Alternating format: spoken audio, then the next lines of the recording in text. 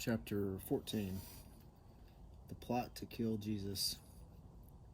It was now 2 days before the Passover, and the feast of unleavened bread, and the chief priests and the scribes were seeking how to arrest him by stealth and kill him, for they said, "Not during the feast, lest there be an uproar from the people." And while he was at Bethany in the house of Simon the leper, as he was reclining at table, a woman came with an alabaster flask of ointment of pure nard, very costly, and she broke the flask and poured it over his head. There were some who said to themselves indignantly, "Why was the ointment wasted like that? For this ointment could have been sold for more than 300 denarii and given to the poor." And they scolded her, but Jesus said, "Leave her alone. Why do you trouble her? She has done a beautiful thing to me. For you always have the poor with you, and whenever you want, you can do good for them. But you will not always have me. She has done what she could. She has anointed my body beforehand for burial. And truly I say to you, wherever the gospel is proclaimed in the whole world, what she has done will be told in memory of her." Then Judas Iscariot, who was one of the 12, went to the chief priests in order to betray him to them. And when they heard it, they were glad and promised to give him money. And he sought an opportunity to betray him. And on the first day of unleavened bread, when they sacrificed the Passover lamb, and his disciples said to him, Where will you have us go and prepare for you to eat the Passover?" And he sent 2 of his disciples and said to them, "Go into the city, and a man carrying a jar of water will meet you. Follow him. And wherever he enters, say to the master of the house, 'The teacher says, Where is my guest room where I may eat the Passover with my disciples?' And he will show you a large upper room furnished and ready, there prepared for us." And the disciples set out and went to the city and found it just as he had told them, and they prepared the Passover. And when it was evening, he came to the 12, and as they were reclining at table and eating, Jesus said, "Truly I say to you, one of you will betray me, one who is eating with me." They began to be sorrowful, and to say to him one after another, "Is it I?" He said to them, "It is one of the 12, one who is dipping bread into the dish with me. For the Son of Man goes as it is written of him. But woe to that man by whom the Son of Man is betrayed. It would have been better for that man if he had not been born."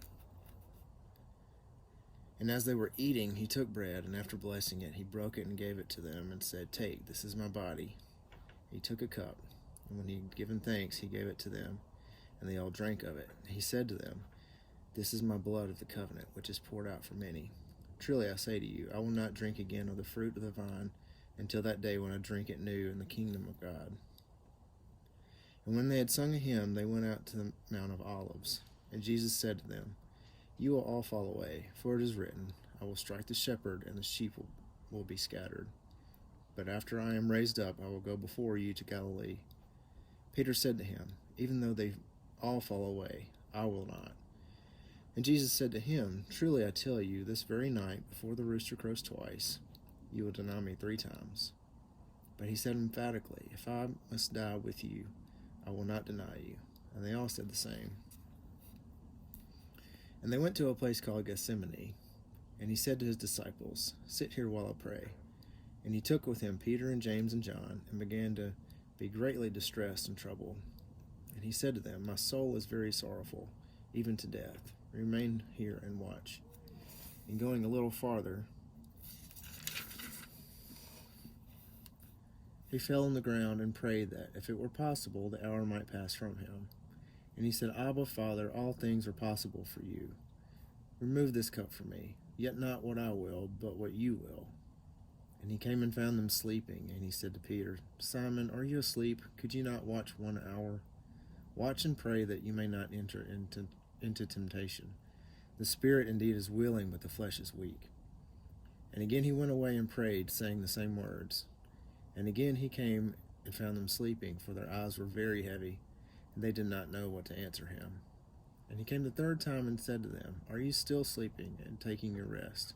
It is enough, the hour has come. The Son of Man is betrayed into the hands of sinners.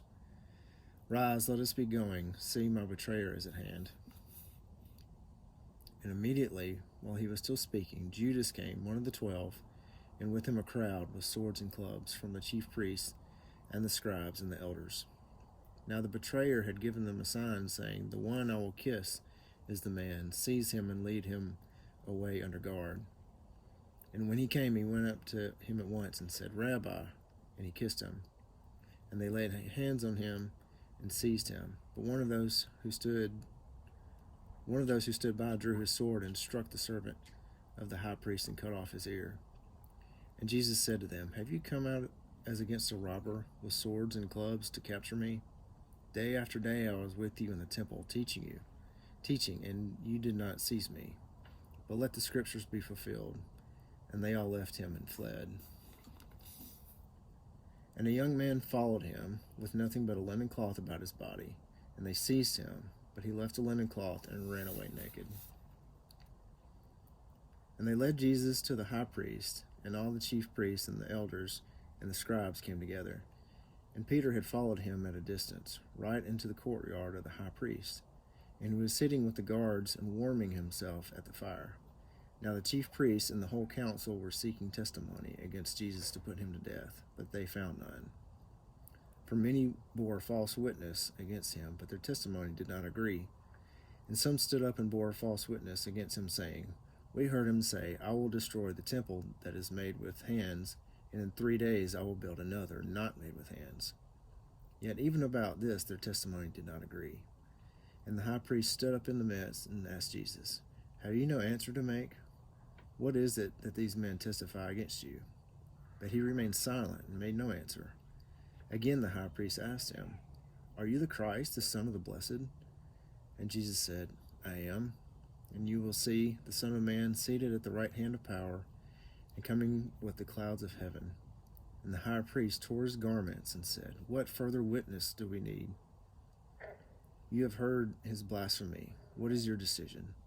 And they all condemned him as deserving death.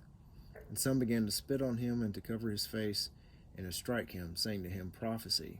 And the guards received him with blows. And as Peter was below in the courtyard, one of the servant girls of the high priest came, and seeing Peter warming himself, she looked at him and said, 'You also were with the Nazarene, Jesus.' But he denied it, saying, 'I neither know nor understand what you mean.' And he went out into the gateway, and the rooster crowed. And the servant girl saw him and began to say to the bystanders, 'This man is one of them.' But again he denied it. And after a little while the bystanders again said to Peter, 'Certainly you are one of them, for you are a Galilean.' But he began to invoke a curse on himself and to swear, 'I do not know this man of whom you speak.' And immediately the rooster crowed a second time. And Peter remembered how Jesus had said to him, 'Before the rooster crows twice, you will deny me 3 times.' And he broke down and wept."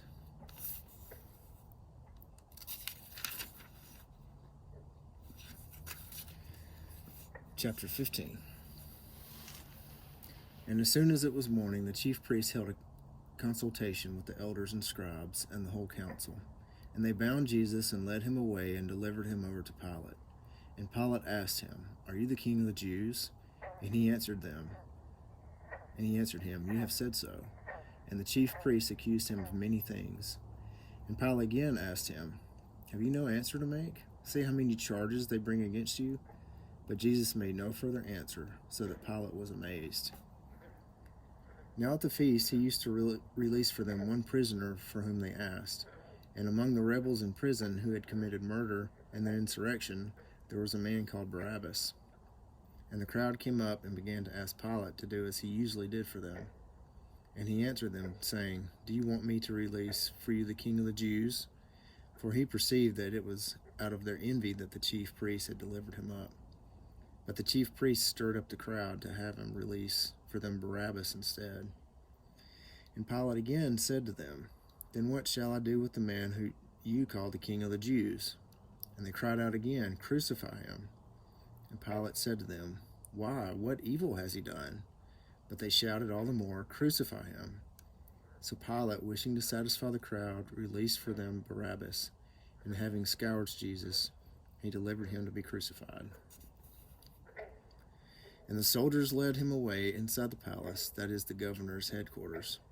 And they called together the whole battalion, and they clothed him in a purple cloak, and twisting together a crown of thorns, they put it on him. And they began to salute him, "Hail, King of the Jews!" And they were striking his head with a reed and spitting on him and kneeling down in homage to him. And when they had mocked him, they stripped him of the purple cloak and put his own clothes on him, and they led him out to crucify him.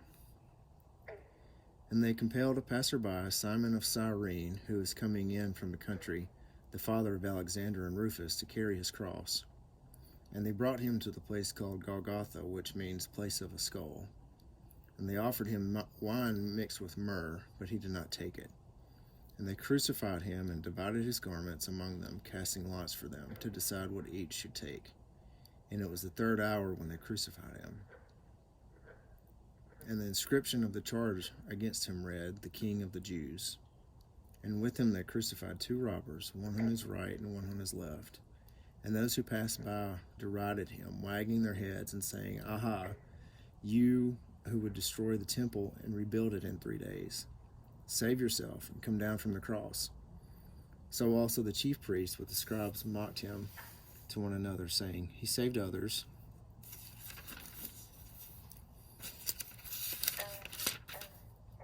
He cannot save himself. Let the Christ, the King of Israel, come down now from the cross, that we may see and believe." Those who were crucified with him also reviled him.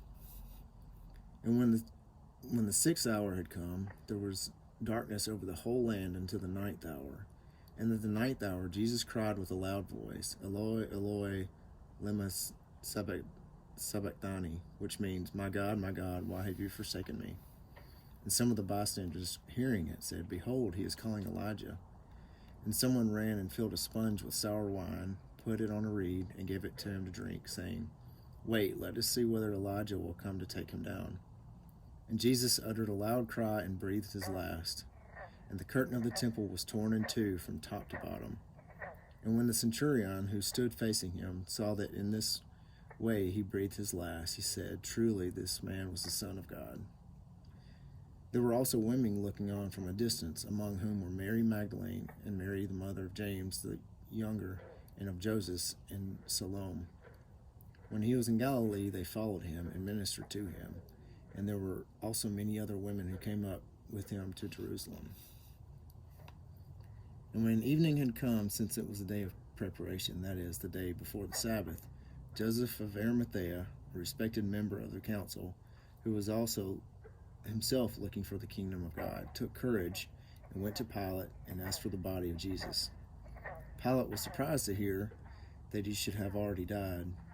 And summoning the centurion, he asked him whether he was already dead. And when he learned from the centurion that he was dead, he granted the corpse to Joseph. And Joseph brought a linen shroud, and taking him down, wrapped him in the linen shroud, and laid him in a tomb that had been cut out of the rock. And he rolled a stone against the entrance of the tomb. Mary Magdalene and Mary the mother of Joseph saw where he was laid.